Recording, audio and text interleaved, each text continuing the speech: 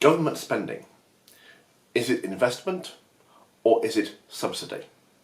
This can be a very sore point in political debate. Sometimes you might hear somebody saying, it's not subsidy, it's investment.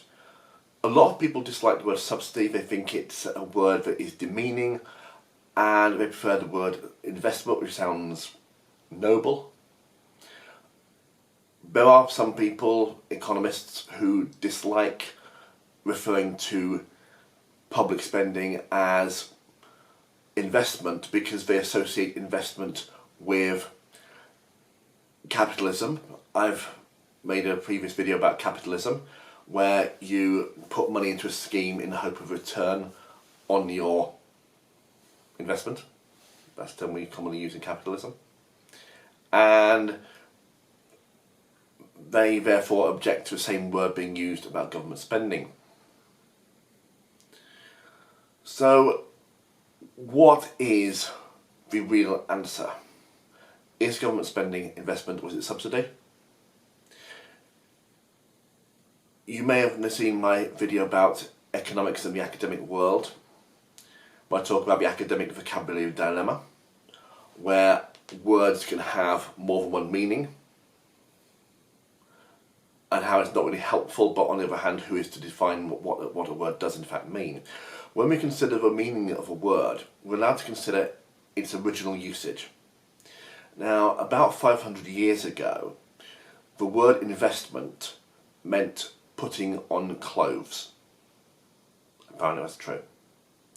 And the word subsidy derives from a Latin word meaning a reserve unit of soldiers. So, government spending, is it putting on clothes or is it keeping a unit of soldiers in reserve?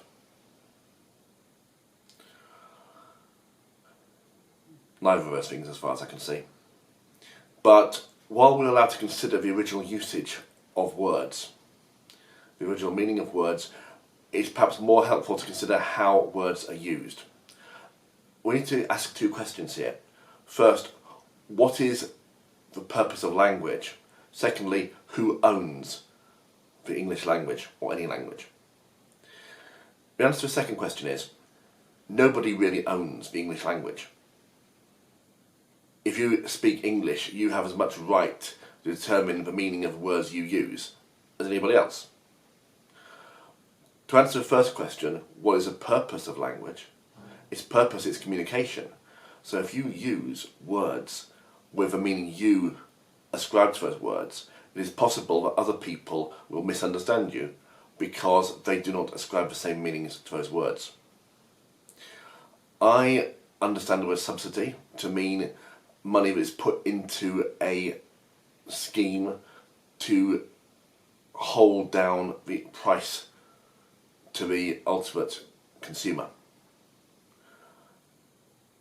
And I associate investment with the capitalist usage of the word. But I'm not dictating to you that you should use the same words with the meaning I attribute to them, because I am no more qualified to define the meaning of those words than anybody else.